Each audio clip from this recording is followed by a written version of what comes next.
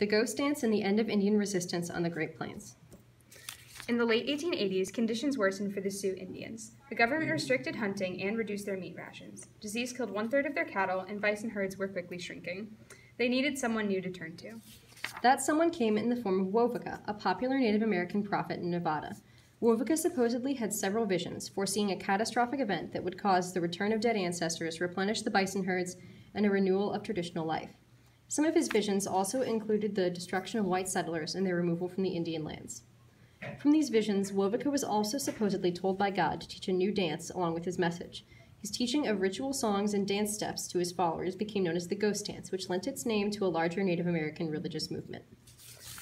The Ghost Dance movement greatly disturbed government officials set over the Indians, who decided that Chief Sitting Bull, whose cabin was a rallying point for those involved in the Ghost Dance, should be arrested. One rainy morning, a group of policemen went to arrest Sitting Bull. When he was pulled from his cabin, shots were fired and he was killed.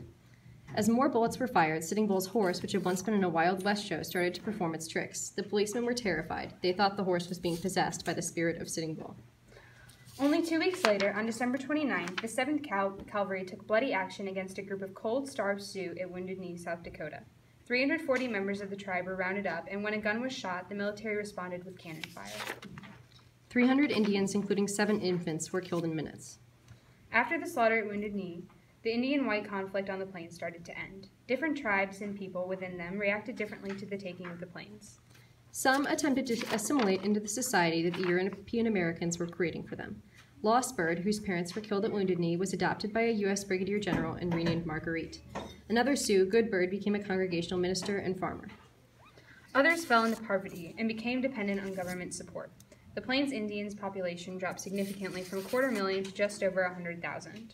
Still, the tribes found a way to survive. The Plains Indian population began to increase slowly after 1900, and the southwestern Navajo tribe adapted well to their new reservation and began growing.